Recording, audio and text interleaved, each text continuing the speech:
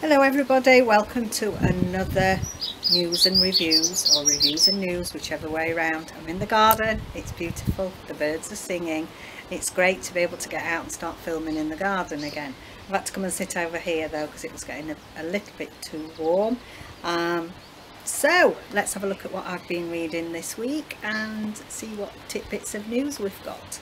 So I'm continuing on with middle grade May, and I've read another Michael Morpurgo. As you remember, last week I was really enjoying reading quite a few of these. This is The Wreck of the Zanzibar, and this was a lovely story, really an emotional read. I gave it 4 stars, and it's in a fishing community, and we've got a girl, Laura, who like a bit of a tomboy, and she wants to go out with the fishermen, and usually when they see tall ships sailing in, they have a bit of a race between the fishermen to get out there and escort the tall ships in, and she wants to be able to go and do that. Yeah, it's a lovely story. It's a bit of a family drama as well. Not a very thick book, as you can see, but still packed a lovely story inside for a 4-star read. Then I've been continuing on with our Mrs. Fixit Mysteries. Put a picture in here. As you recall, I'd already started those, so I read, this is about Our Lady handy woman over in America, and she lives in a small town where there seems to be a lot of murders going on. She seems to find them every time. Very basic plot, generally 3-star reads, but as I'm starting to read through the numbers, there's a bigger plot going on in the background, and actually I'm really enjoying the bigger plot. It leaves you wanting to read, keep carrying on reading the books in the series. The books individually, roughly about a 3-star read, very basic plot. You know, she goes and does a bit of handiwork, she goes and finds a dead body, she works in conjunction with Scott, who's the chief of police, and they solve the murder. End of that little story, and then we go on to the next book. Same plot all over again, but in the background we've got the ongoing main theme, which I'm enjoying. A husband has been missing for 5 years. I think there's something a bit suspicious about that as we go along. So book 2 is Screwed Down Murder. I gave that 4 stars because I'm enjoying the characterizations. I'm enjoying how the big backstory is progressing, and I enjoyed that. Then book 3 is Veneer of Murder.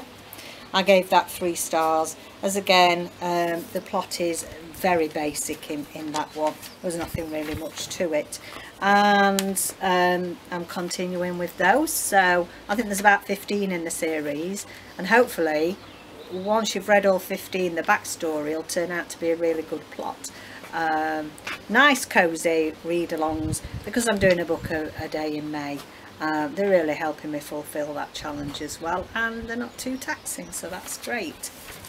I've read another Enid Blyton Famous 5.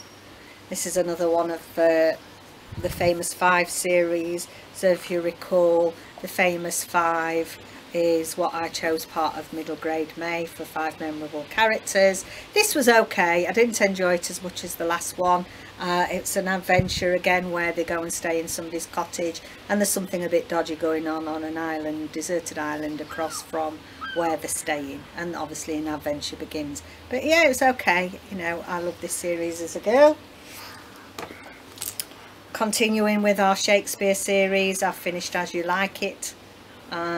So yeah, do more about that in my middle grade wrap up.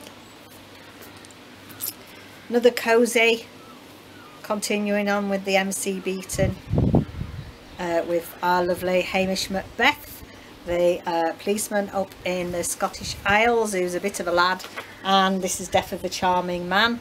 I, generally speaking, give these a 3-star But I felt that this warranted a 4-star. I felt that the plot was a little bit more intriguing, a bit more complicated. You couldn't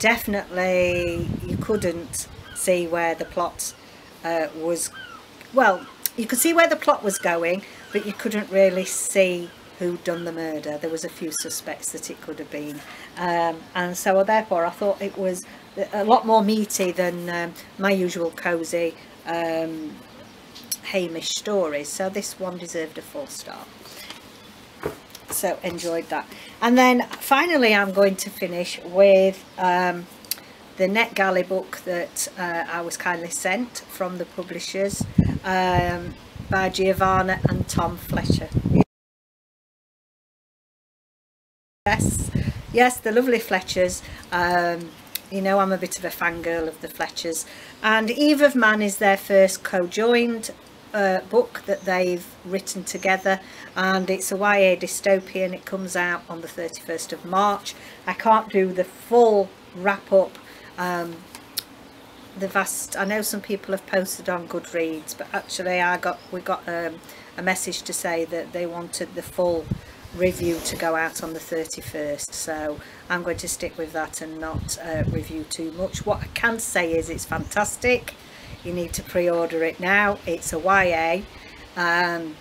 It's set in a dystopian London, I can say that, in the future, where there hasn't been a girl born for 50 years, so you know, the world is on the verge of extinction, because obviously there's no women to procreate. So we then have a girl born after 50 years called Eve, and obviously she's really looked after in a microcosm of a world. So in a way we've got the dome, which is the dystopian world where Eve lives, and we've also got a character called Bram, who really was sent as a young boy away from his family, well, away from his mother, to go and be trained to be like a security guard and grow up with Eve. So we've got those two characters. There's an overriding love story, and yeah, I'm not going to say any more than that. I wanted to give you a bit of a taster. That's nothing really much more that's on the blurb. It's exciting, it's thrilling. I didn't expect to love it like I did, because I'm not a big dystopian fan, but yeah, you need to get your pre-order in now. Well deserved of 5 stars. I loved it, really loved it. So a bit more about that as we get towards the end of May, and I will put my final review up on Goodreads. So there we go. That's the books that I've read this week. Now I want to, with news, mention that this week has been Mental Health Awareness Week, and this year they've been concentrating on stress. Now I actually am a stress manager for industry. That's a big part of what I did as an occupational health advisor. So I used to run stress awareness courses, and also train staff to recognise stress in the workplace. So it is a big pet subject of mine, and you know, stress now is the biggest cause of people being referred to occupational health in the workplace. It always used to be musculoskeletal in some areas. Yes, that is still the case, but the overriding theme, whatever industry, it's been stress. So the book I'm going to recommend, and it might seem really strange, because you know, we see this is Stress Management for Dummies, and this is by Dr. Ellen Elkin. You keep seeing plenty of these books, how-to books, shall we say, for dummies, and I've seen them on all sorts of things. How to work your computer, how to all sorts of different things, and I thought, oh yeah, they don't look that good. I bet they're not that good. In actual fact, this is one of the main books that we used when I did my management diploma, and it's got some fabulous exercises in here. So for all of us, I think we live with far too much stress in our lives, so I do recommend that. Okay, next, what have we got? Matt Haig. Now, if you recall, Matt Haig has done a book. Initially, he used to suffer with quite a lot of depression and anxiety, and he wrote his original book, Notes on a Nervous Planet is the new one that's coming out. Reasons to Stay Alive, that's it. So he wrote Reasons to Stay Alive, and that was very popular. And it was how he worked his way through depression and anxiety. Well, there's a new one coming out on the 5th of July by Matt Haig, and this is Notes on a Nervous Planet. So again, we're continuing with the health and well-being theme.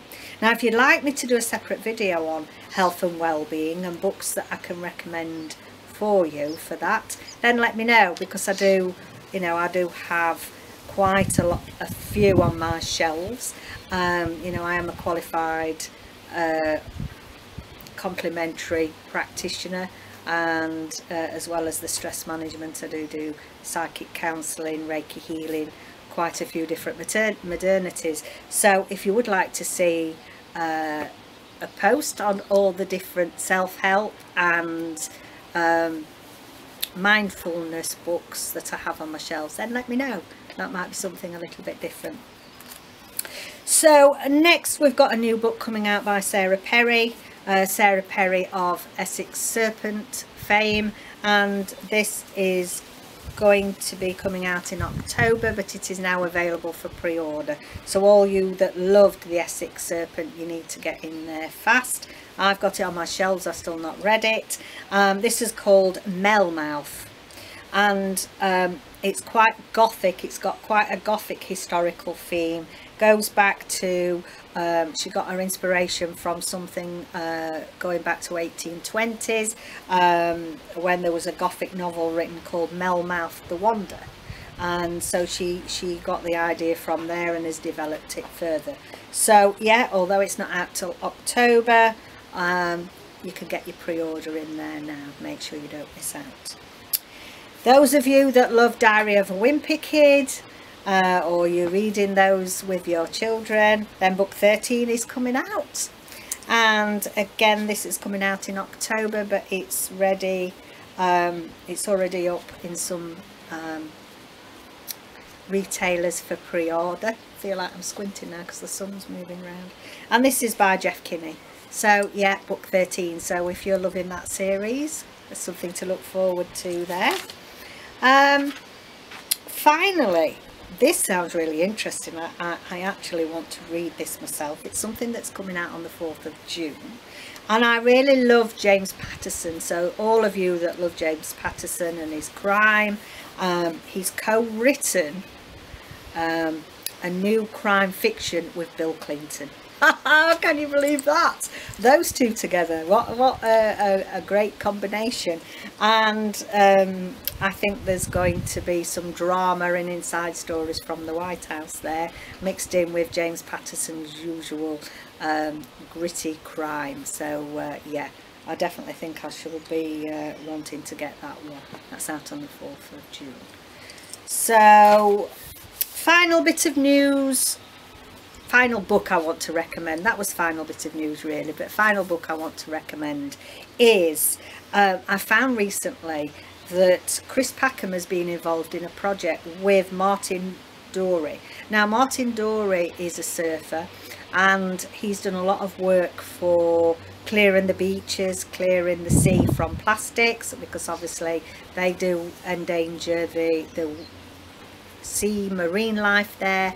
And he set up a project on Twitter called #2MinuteSolution. I had to look that up there, make sure I got it in the right order. 2-minute solution. And what he's done is he's written a book called No More Plastic, and it's a useful tips on how we can reduce the amount of plastic we use in our everyday lives, and to start to get rid of plastic so that you know, we're going to make a safer environment for future generations and make life a better place really for wildlife and marine life. So I think that looks a fascinating book. I should be looking out for that myself. No More Plastic, and it's a collaboration between Martin Dory, I want to call him Dory, and Chris Packham, and we'll know and love, especially in the UK, Chris Packham.